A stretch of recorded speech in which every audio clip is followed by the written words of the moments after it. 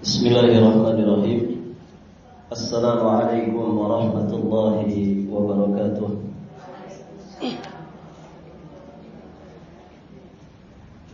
Innal hamdalillah nahmadullaha ta'ala wa nasta'inuhu wa nastaghfiruh wa nastahdihi wa natubu ilayh wa na'udzu billahi min shururi anfusina wa sayyiati a'malina.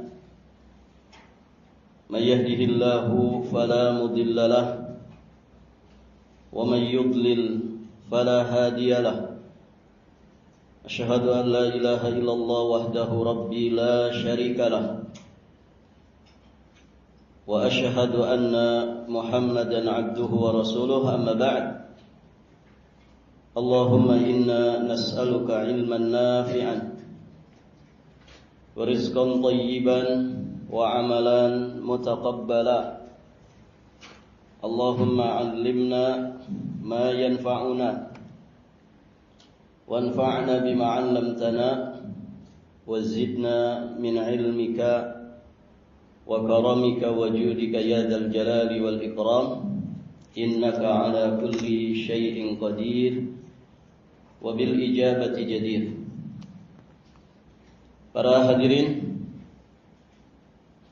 akhwat wa ummahat fillah rahimani wa rahimakumullah. Alhamdulillah, kita bersyukur kepada Allah Subhanahu wa taala pada pagi menjelang siang ini kita dimudahkan Allah untuk melanjutkan pelajaran kita masih di pembahasan tafsir surat Al-Mulk. Insyaallah kita akan membahas ayat ke-12 sampai ayat ke-14. Allah Subhanahu wa taala berfirman, ba'da a'udzu billahi as-sami'il 'alim minasy syaithanir rajim, innal ladzina yakhshawna rabbahum bil ghaibi lahum maghfiratu wa ajrun kabir wa asirru qawlakum aw ijharu bih innahu alimun bidzatis sudur ala ya'lamu man khalaqa wa huwal latiful khabir. Allah berfirman yang artinya, sesungguhnya orang-orang yang takut kepada Rabb-Nya yang tidak nampak oleh mereka, maka mereka memperoleh ampunan dan pahala yang besar. Dan rahasiakanlah perkataanmu atau lahirkanlah, sesungguhnya Dia Maha mengetahui segala isi hati. Apakah Allah yang menciptakan itu tidak mengetahui yang kamu lahirkan dan rahasiakan? Dan Dia Maha halus lagi Maha mengetahui. Ibu-ibu yang dirahmati Allah, kita akan bahas 3 ayat ini. Jadi setelah Allah Subhanahu wa taala menjelaskan tentang keadaan orang-orang kafir dan juga akibat kesudahan mereka, maka pada ayat ini Allah Subhanahu wa taala menjelaskan tentang kesudahan orang-orang beriman, kesudahan orang-orang yang saleh, orang-orang yang baik dan selalu mengagungkan Allah Subhanahu wa taala saat mereka di alam dunia. Nah, ini urutan pembahasannya. Menjelaskan tentang orang kafir dulu, kemudian menjelaskan tentang kesudahan mereka, baru kemudian Allah pun menjelaskan tentang keadaan orang-orang beriman dan kesudahan dari orang-orang beriman, bahwa mereka akan mendapatkan segala fadilah dari Allah Subhanahu wa taala dunia dan juga akhiratnya. Nah, hal ini menunjukkan tentang salah satu di antara uslub, di antara gaya bahasa, ciri khas pembawaan dari Al-Qur'anul Karim, yakni apa yang diistilahkan dengan at-tarhib wat-targhib. At-tarhib wat-targhib. Tarhib itu ancaman, menakut-nakuti. Dan at-targhib, at-targhib itu memberikan motivasi atau memberikan kabar gembira. Dengan istilah lain, kadang juga diistilahkan dengan al-indharat wal bisyarat. Peringatan-peringatan keras, ancaman, atau juga dan bisyarat, ya, berita gembira atau janji baik dari Allah Subhanahu wa taala. Nah, ini uslub di antara uslub Al-Qur'an. Dan sejatinya ibu-ibu yang dirahmati Allah, ini sesuai dengan keadaan kejiwaan manusia. Manusia itu dalam hidupnya dia butuh motivasi. Manusia juga dalam hidupnya dia butuh sesuatu yang memberikan peringatan kepada dirinya.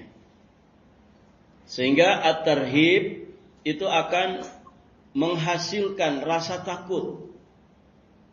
Sehingga dia berhati-hati di dalam menjalankan hidup. Karena di sana ada batasan yang tidak boleh dilampaui. Ada larangan-larangan yang tidak boleh dikerjakan, sehingga muncul rasa takutnya kepada Allah dan menjadikan dia punya rem, menjadikan dia berhati-hati dalam menjalankan kehidupan. Nah, manusia juga membutuhkan targhib, motivasi, membutuhkan barakallahu fikum, bisyarat, kabar-kabar gembira dan janji-janji kebaikan. Karena itu nanti akan menghasilkan, melahirkan sifat rojaknya. Ada harapan besar yang dihasilkan dari motivasi yang ada di dalam Al-Quran.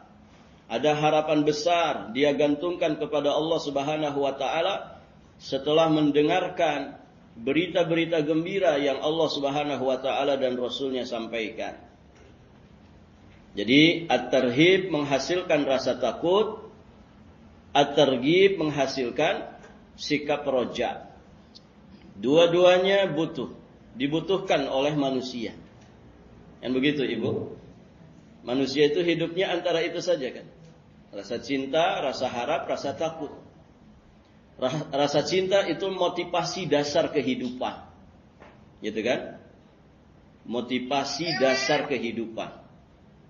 Ya, seorang istri misalkan mau bersusah payah ngurusin anaknya karena dasar cinta.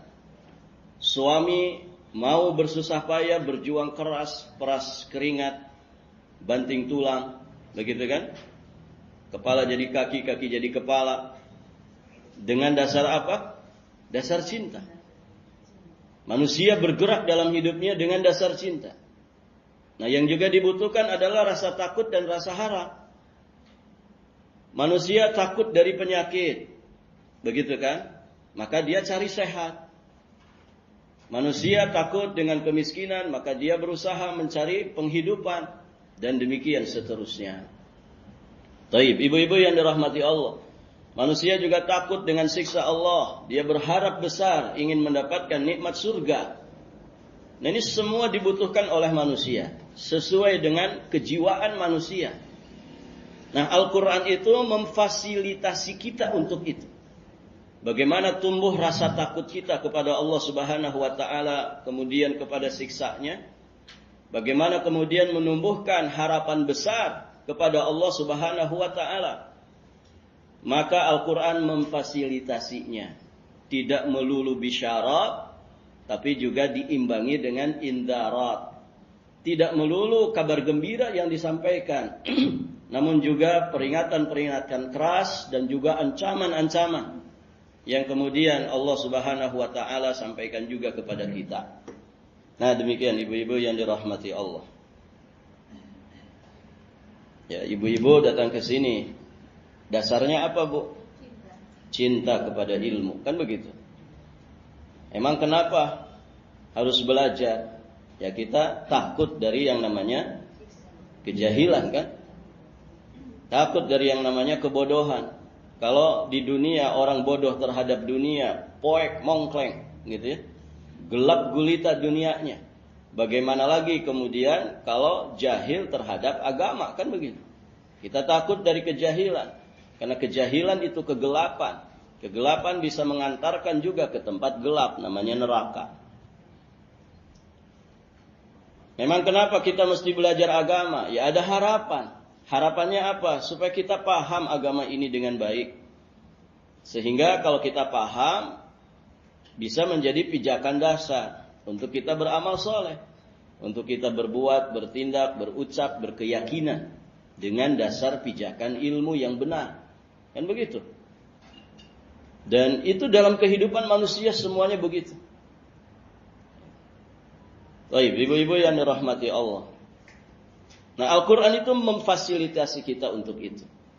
Maka kalau orang belajar Al-Quran, jelas dia punya panduan untuk menjalani kehidupannya dengan baik dan benar.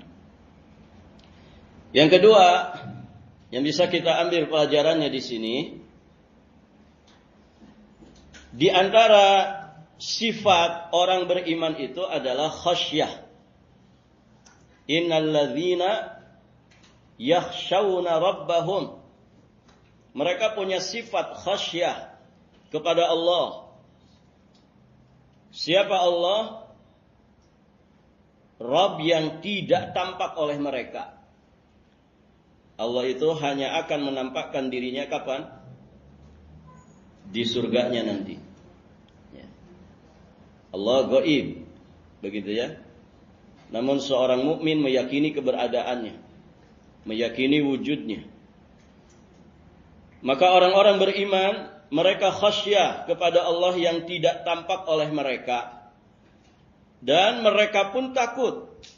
Makanya sebagian mufasir juga menjelaskan bil ghaib itu maksudnya mereka takut kepada Allah Subhanahu wa taala dalam keadaan gaib. Gaib itu maksudnya apa? Dalam kesendirian, tidak disaksikan oleh manusia yang lainnya.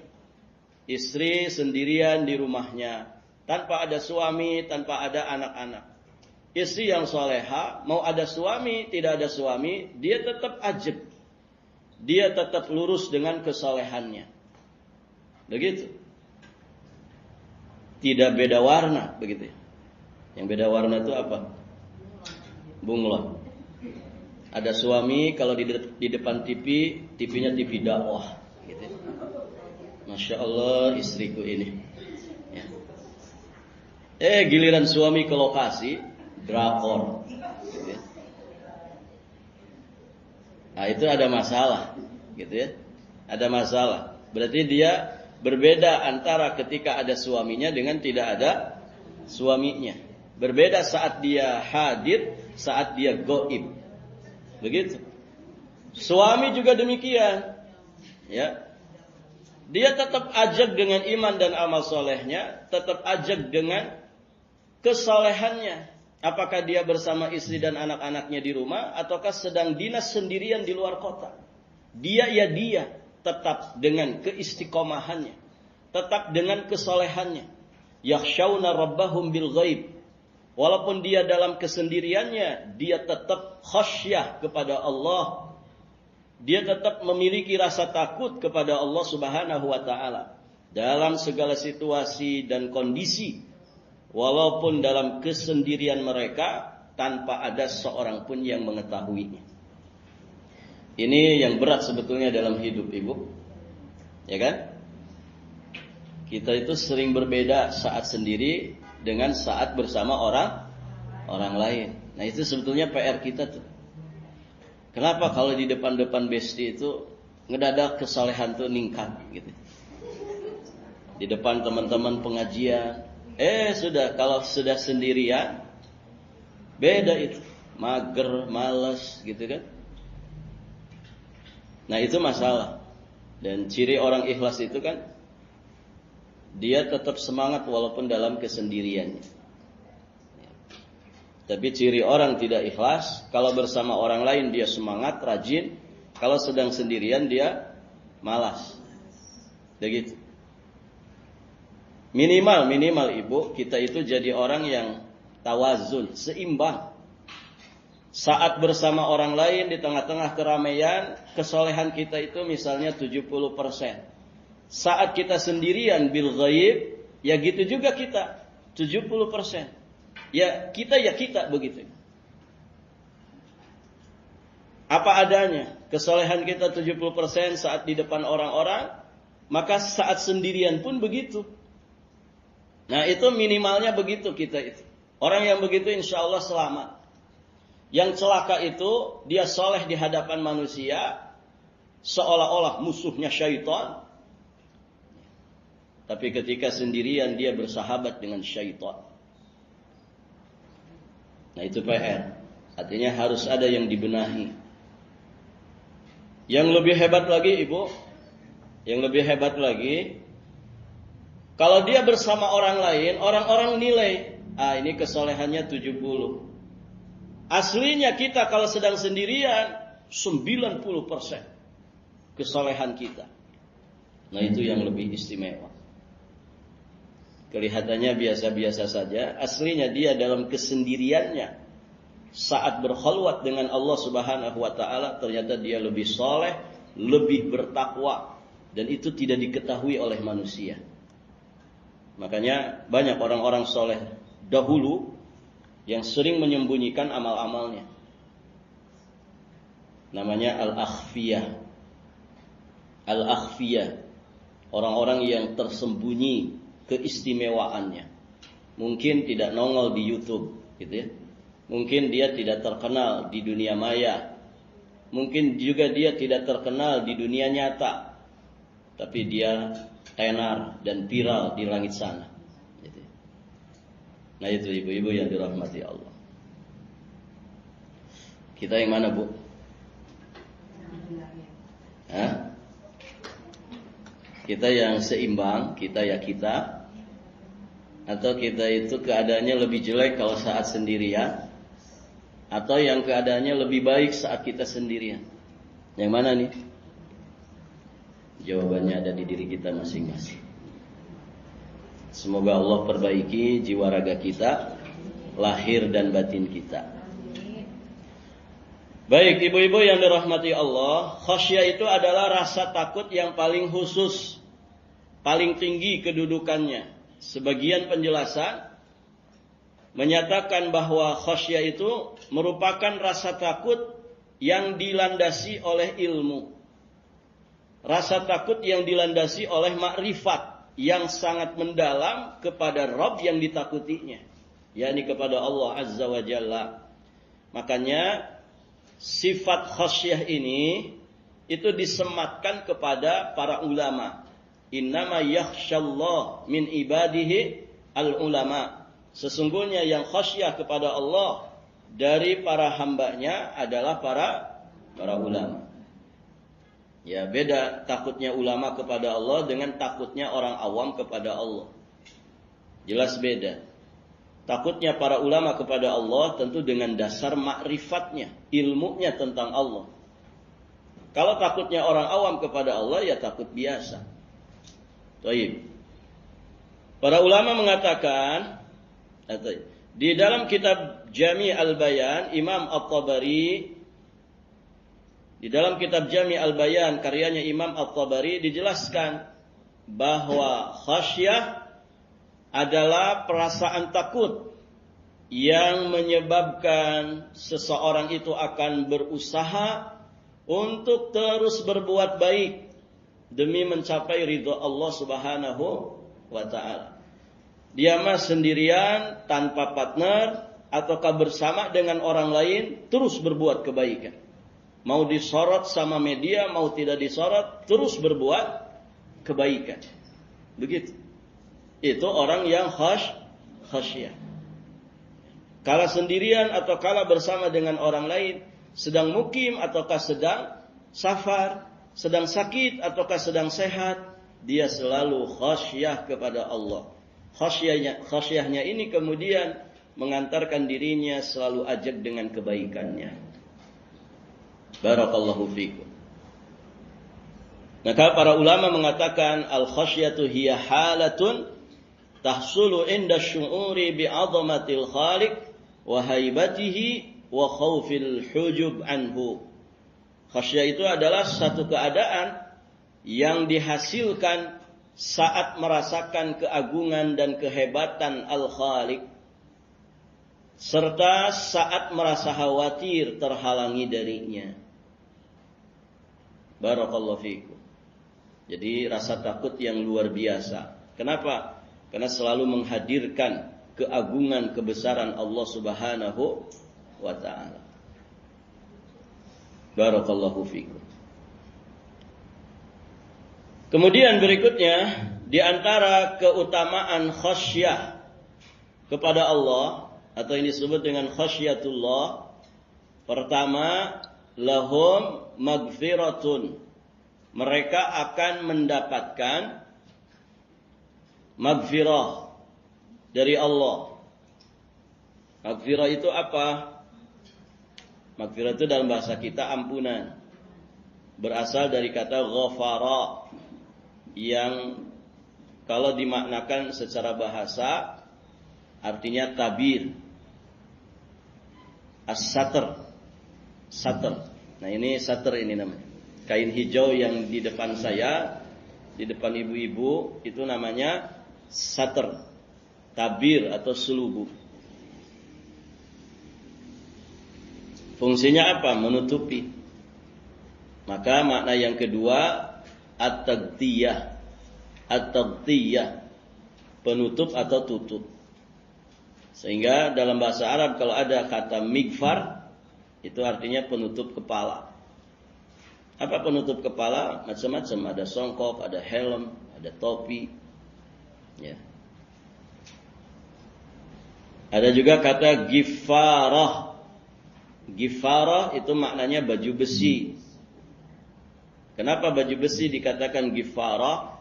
Karena dia menutupi badan, ya, sehingga aman dari serangan. Kalau ditebas pakai pedang terkena baju besi, ya berarti aman tubuh dan perutnya. Kalau dipanah juga tidak akan tembus. Nah, itu fungsi dari baju besi.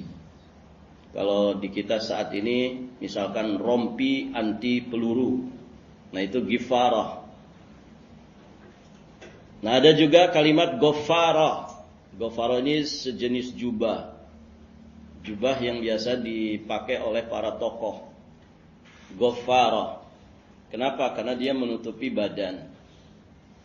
Taib, ibu-ibu yang dirahmati Allah.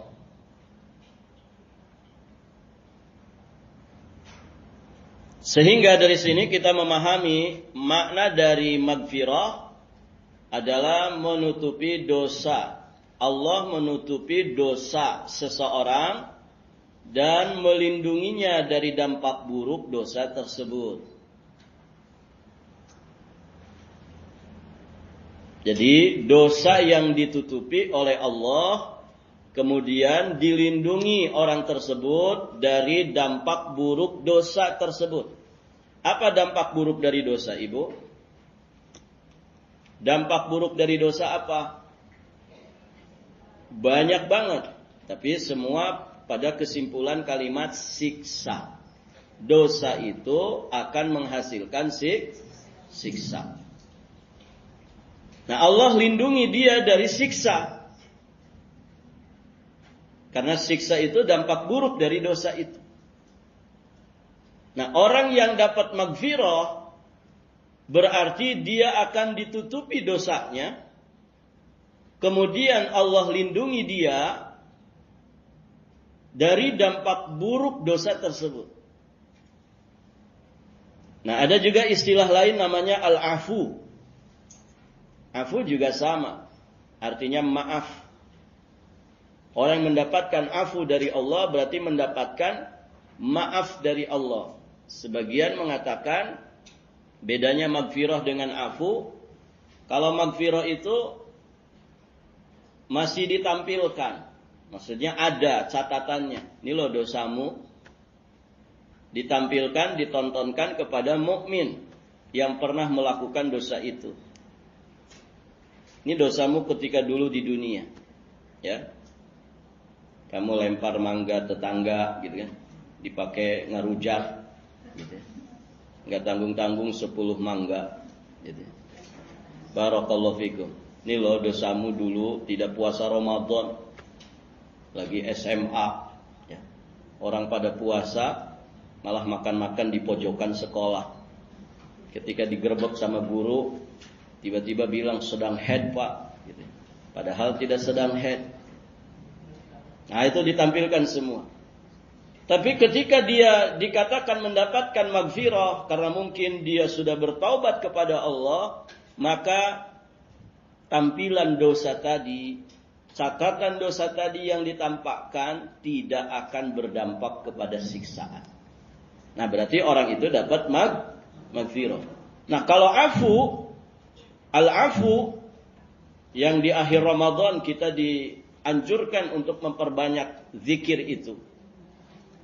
Allahumma innaka afuun tuhibbul afwa fa'fu anni. Nah kalau afu ini lenyap sama sekali. Catatannya hilang. Barakallahu fikum. Tidak akan ditampilkan. Dan jelas tidak akan menghasilkan siksaan. Hilang lenyap sama sekali seolah-olah dia tidak pernah melakukan dosa itu. Barakallahu fikum. Sebagian mengatakan itu sinonim saja. Maghfirah ya afu itu ya maghfirah. Sama saja. Allahu a'lam bis-shawab. Kita ibu kalau dapat maghfirah saja sudah luar biasa. Ya kan ibu? Makanya pantas kalau orang itu meninggal dunia, ini doa ini selalu ada. Ya kan? Coba kalau ada yang meninggal dunia, apa doa kita?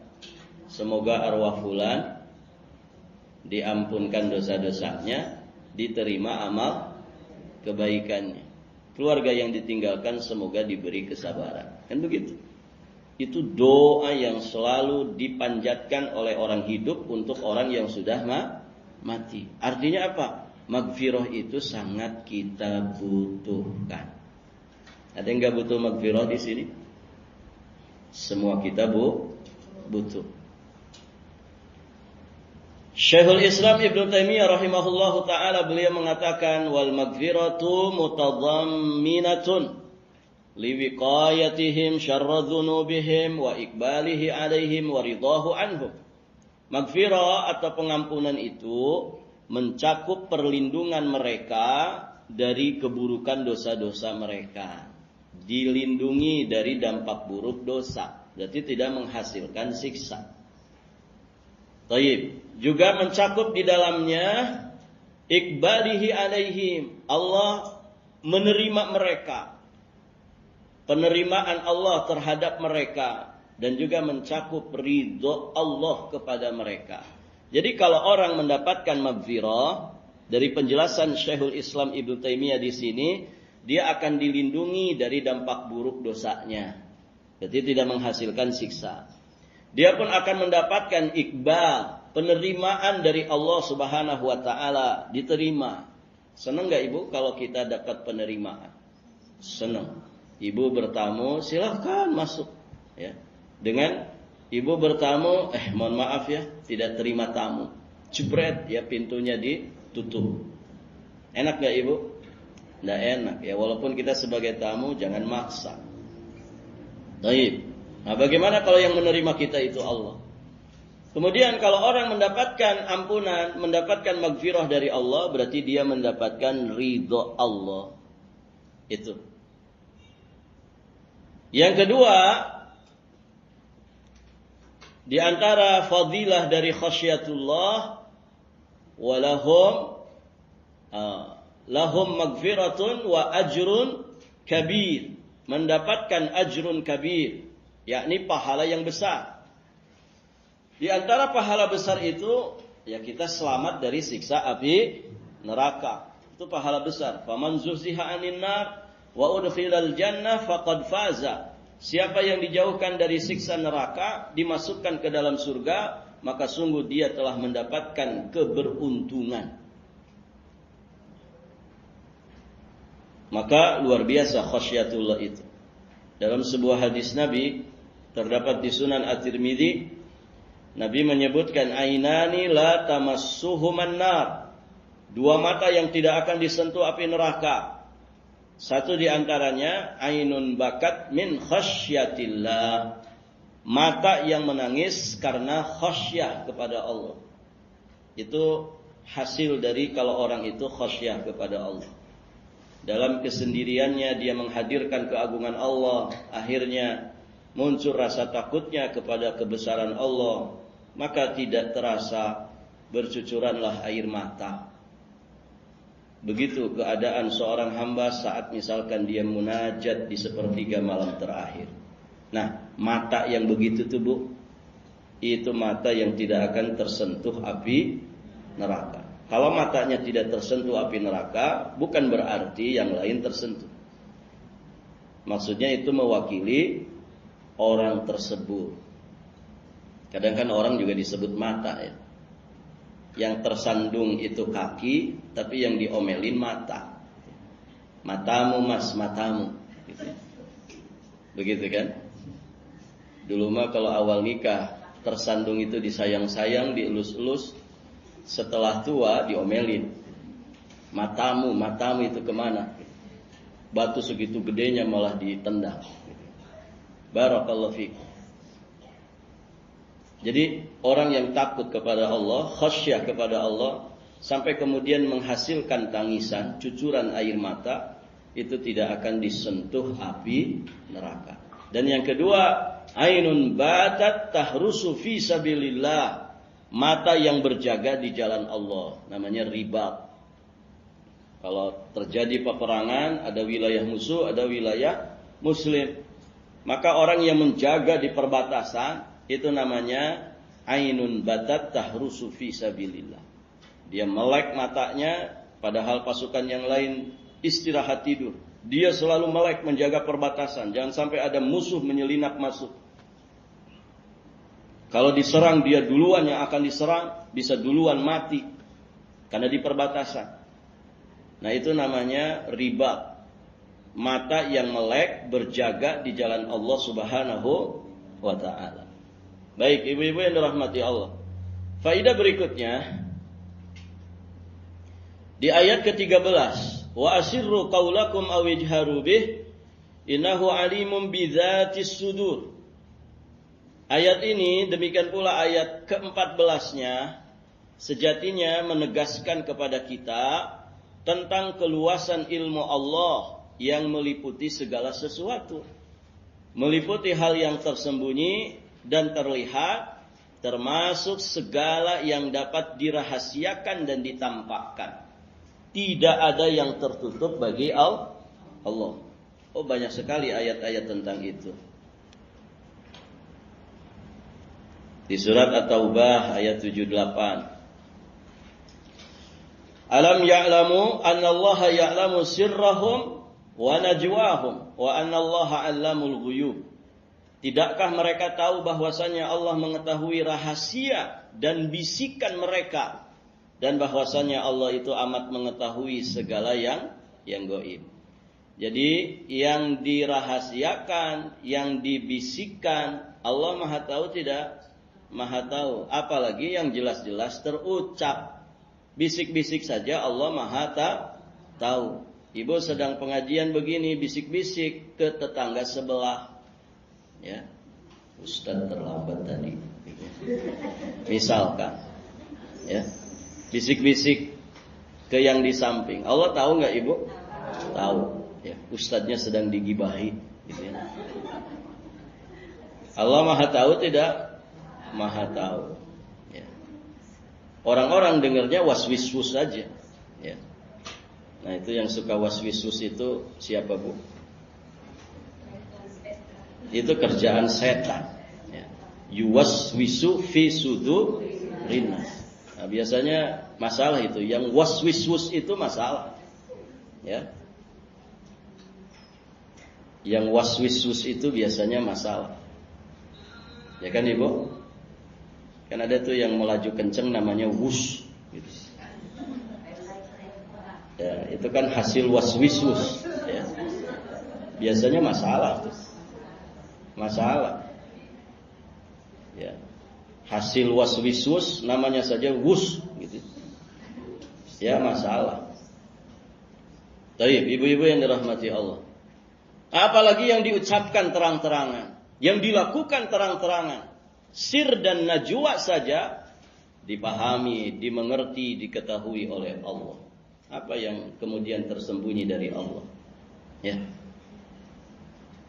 Di surat Ar-Ra'd ayat ke-9, Alimul ghaibi wasyahadatil kabirul muta'al.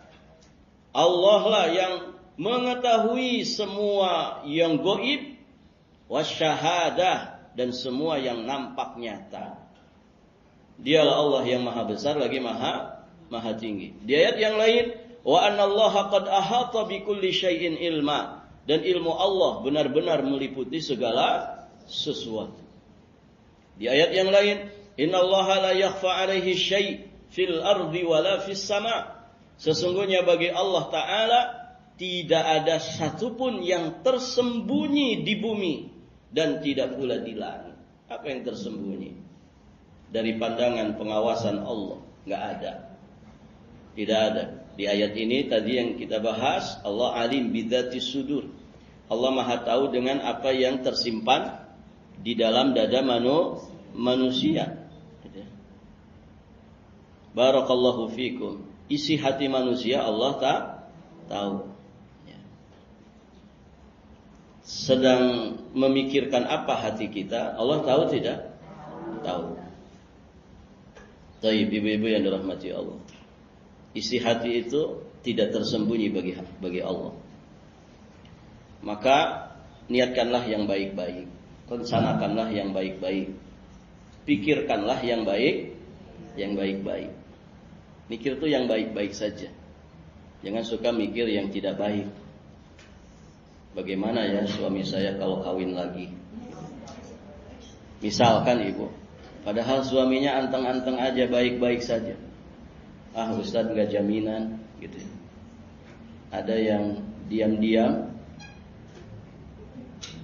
apa bu? Membahayakan. Ya. Dia memang suami saya, ternyata dia sudah punya pos 2, gitu. Aku tidak pernah dikasih tahu. Hancur rasanya hati ini, gitu. Barakallahu fiikum. Terus saja berpikir-pikir yang tidak baik. Rugi enggak ibu? Rugi.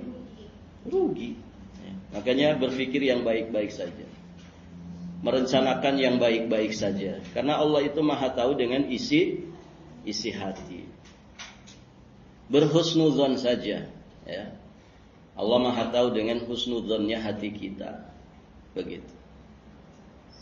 Baik.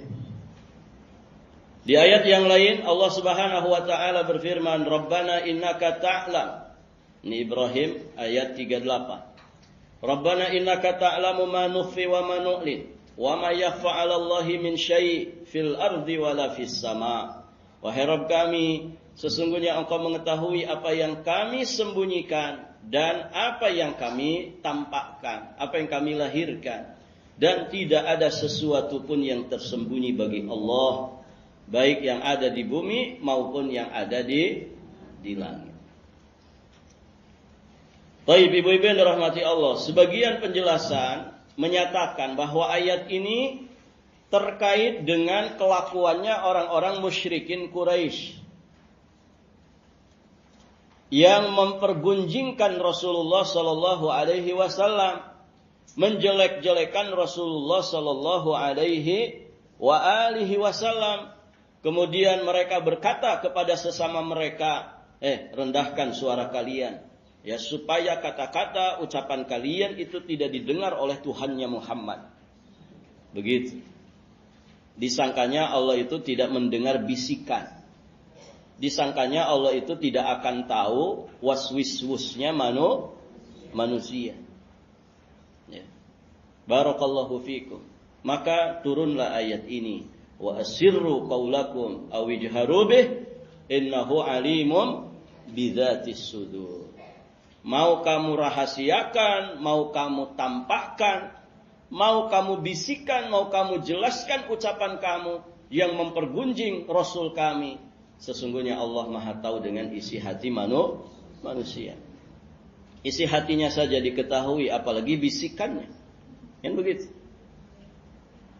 Taib, ibu-ibu yang dirahmati Allah.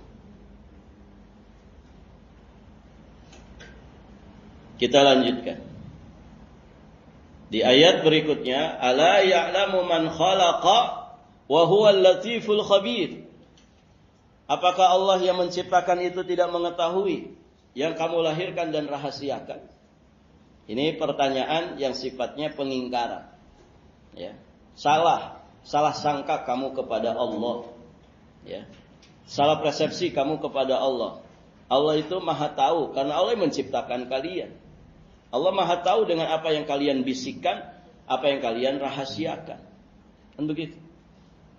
Ditambah lagi Allah tegaskan wa huwal latiful khabir, dan dia itu Maha Latif. Latif itu Maha halus. Al-Khabir, Maha mengetahui. Nah, salah satu makna dari latifnya Allah itu Maha mengetahui segala sesuatu yang terselubung, segala sesuatu yang halus menyelinap di dalam hati manusia. Itu salah satu makna dari Al-Latif. Bisa juga maknanya Allah itu Maha lembut terhadap orang-orang beriman. Begitu.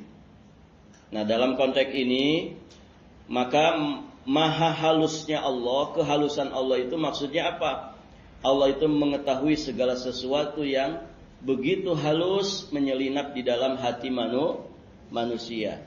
Atau ucapan-ucapan yang halus. Kalau ini kan jahar ya. Ucapan jahar, kedengaran.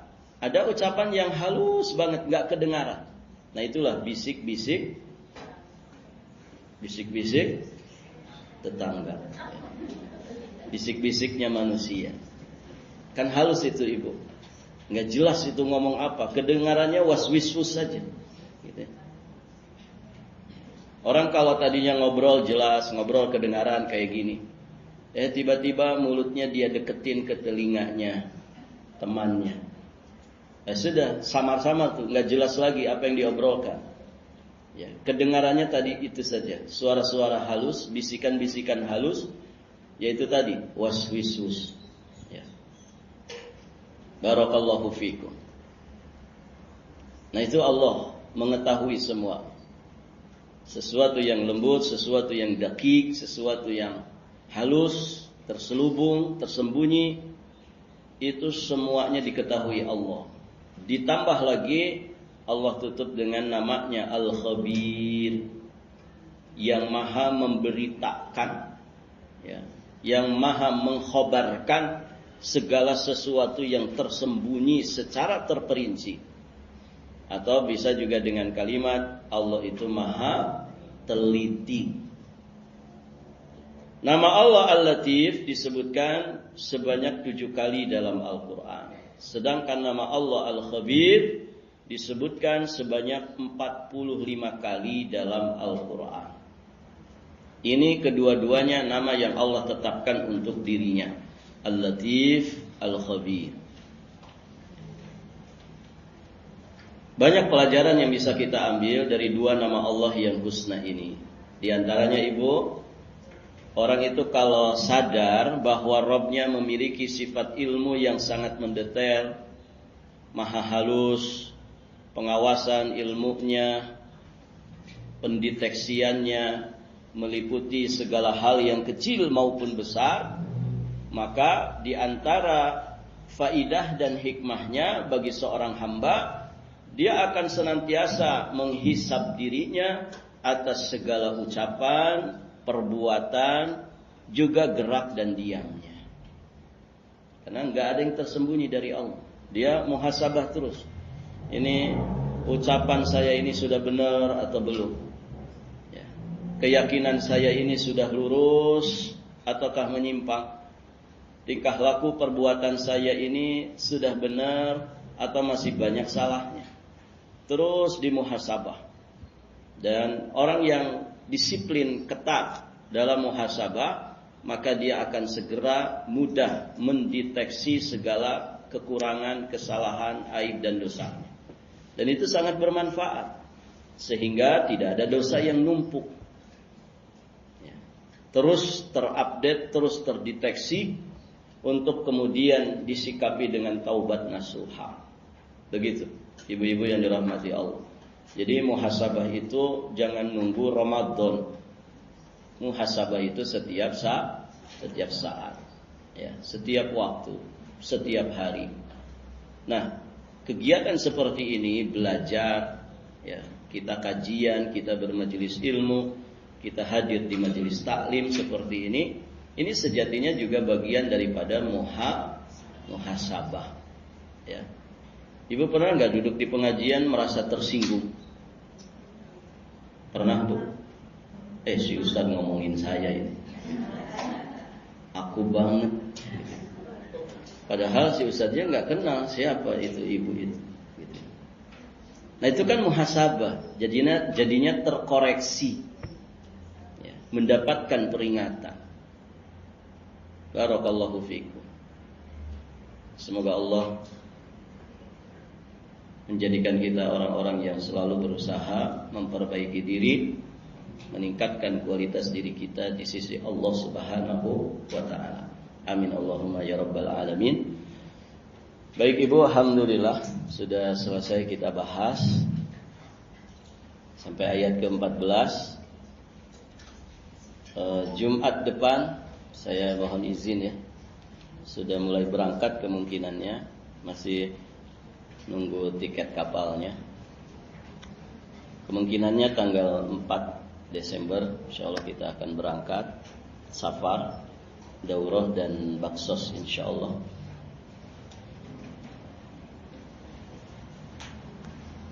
Jadi ini pertemuan terakhir sebelum safar. Bisa 2 kali Jumat mungkin bisa Ibu ya, karena kita menyesuaikan dengan jadwal kapal. Insyaallah nanti kita lanjutkan berarti di sekitar akhir dari bulan Desember. Insyaallah kita lanjutkan lagi pembahasan tafsir surat Al-Mulk ini. Selasa depan masih bisa insyaallah kajian kitab tauhid. Baik Ibu yang dirahmati Allah, sampai di sini dulu pelajaran kita, semoga berfaedah. Ada pertanyaan tidak?